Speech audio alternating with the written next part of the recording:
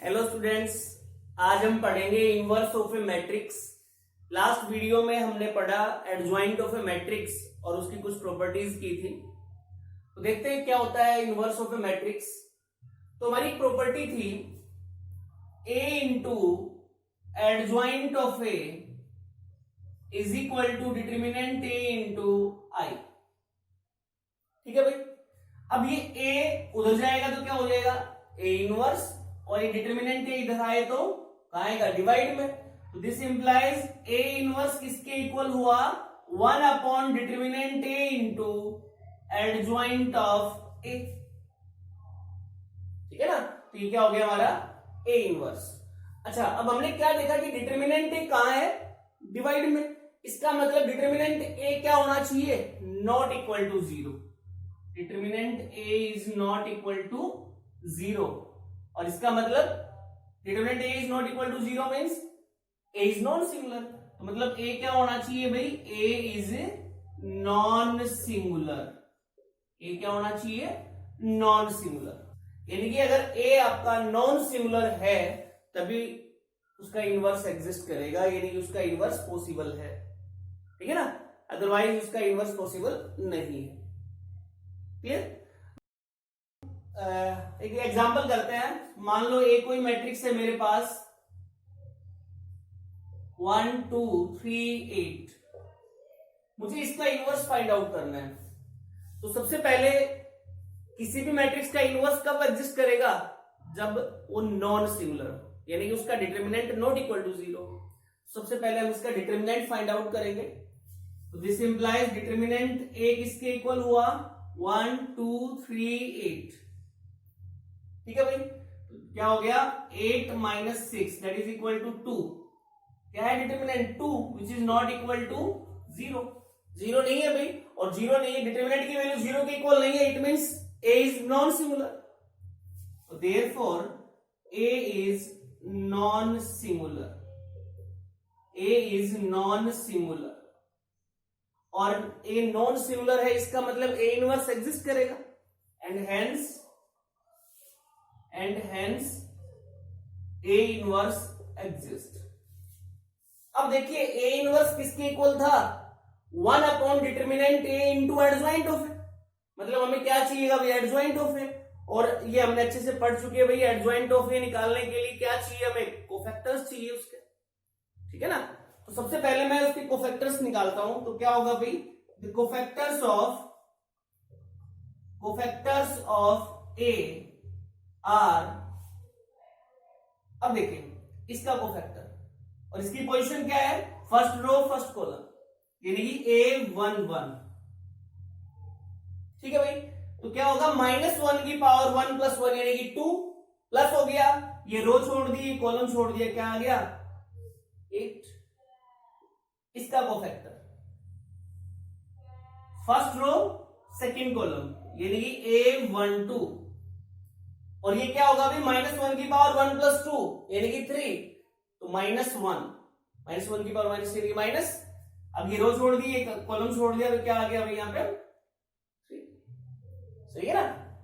Next इसका वो factor यानी कि सेकंड रो फर्स्ट कॉलम, तो A21। और ये क्या होगा, -1 की पावर 2 प्लस 1 यानी कि 3। तो माइनस हो गया, अब ये रो छोड़ दी कॉलम छोड़ दिया, क्या आ गया 2। अब इसका वो factor second row second column यानी कि A22।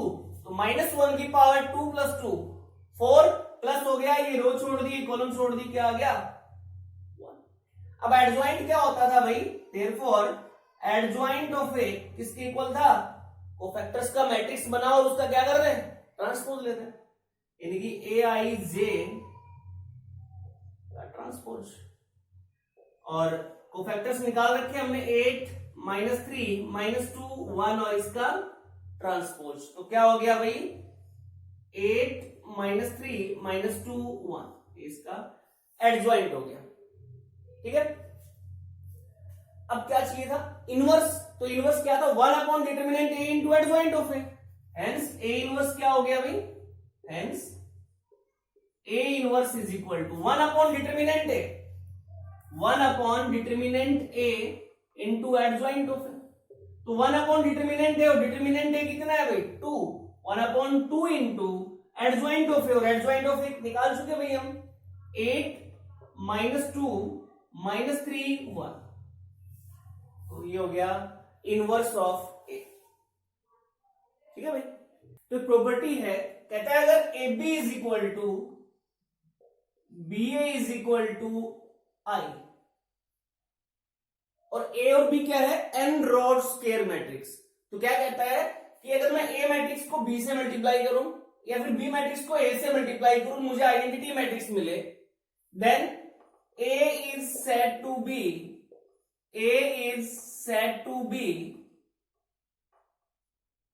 इनवर्टिबल, इनवर्टिबल, तो ए क्या होगा इनवर्टिबल होगा, and B is called inverse of A, और B क्या होगा A का इनवर्स होगा।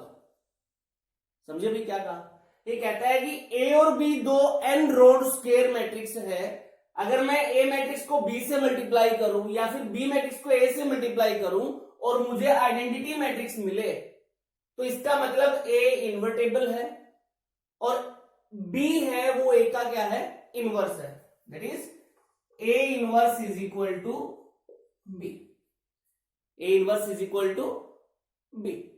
अच्छा, तो मैं इस रिजल्ट को क्या लिख सकता हूं भाई, that is A into A inverse is equal to A inverse into A is equal to I।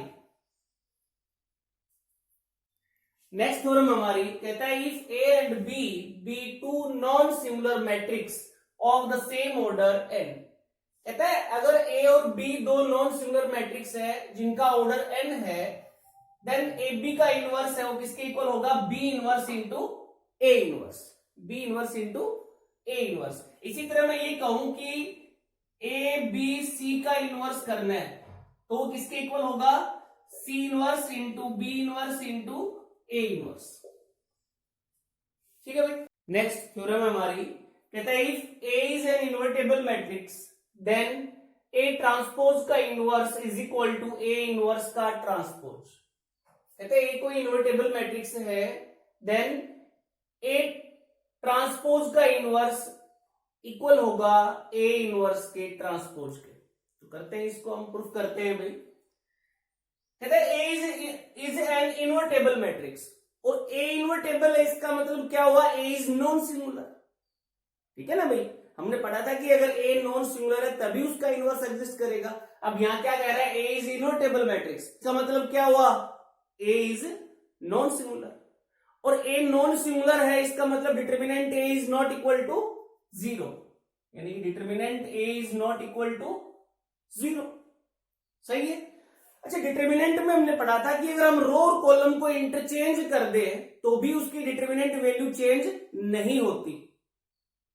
ठीक है ना, तो इसका मतलब क्या हुआ A ट्रांसपोज का determinant is equal to A का डिटर्मिनेंट। सही है भाई, और डिटर्मिनेंट A किसके, डिटर्मिनेंट A क्या है भाई नॉट इक्वल टू 0, इसका मतलब A ट्रांसपोज का डिटर्मिनेंट भी क्या होगा नॉट इक्वल टू 0। सही है, A का डिटर्मिनेंट है वो नॉट इक्वल टू 0 है, A ट्रांसपोज का डिटर्मिनेंट है वो भी नॉट इक्वल टू 0 है, इसका मतलब क्या हुआ A इनवर्स और A ट्रांसपोज का इनवर्स एग्जिस्ट करेंगे, हेंस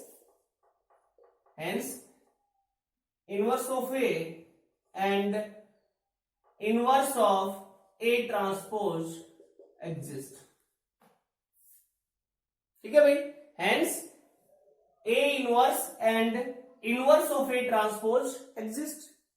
अच्छा, हमने अभी अभी एक प्रॉपर्टी पढ़ी थी कि A into A inverse is equal to A inverse into A is equal to identity. ठीक है, अच्छा मैं ट्रांसपोज ले लू इसका, तो क्या होगा भाई A इंटू A इनवर्स का transpose is equal to A inverse into A का ट्रांसपोज, A का transpose is equal to I का ट्रांसपोज। ठीक है ना भाई, टेकिंग क्या किया हमने, टेकिंग ट्रांसपोज, ट्रांसपोज ले लिया हमने, ठीक है। और हमें ये पता है कि ए बी का ट्रांसपोज कैसे खुलता है, B transpose into A transpose. तो यहां क्या हो जाएगा भैया, ए इनवर्स का transpose into A transpose is equal to A transpose into A inverse का ट्रांसपोज। और आइडेंटिटी मैट्रिक्स का ट्रांसपोज तो क्या होगा, आइडेंटिटी मैट्रिक्स, ठीक है ना। अब देखो हमें क्या मिल गया, ए इनवर्स का transpose into A transpose is equal to A transpose into A inverse का transpose is equal to identity. तो इसका मतलब क्या हुआ, ए ट्रांसपोज का inverse is equal to A inverse का ट्रांसपोज।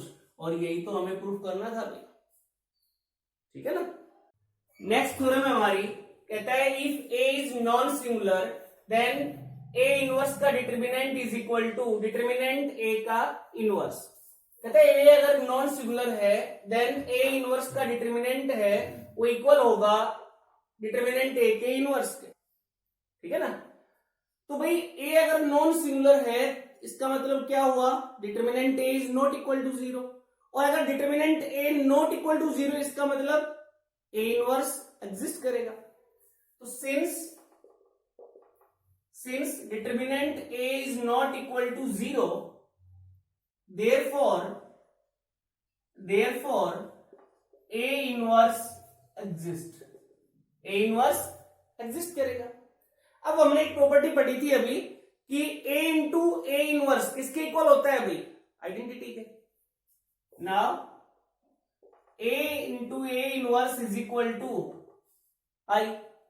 अब मैं दोनों साइड डिटर्मिनेंट ले लूं तो टेकिंग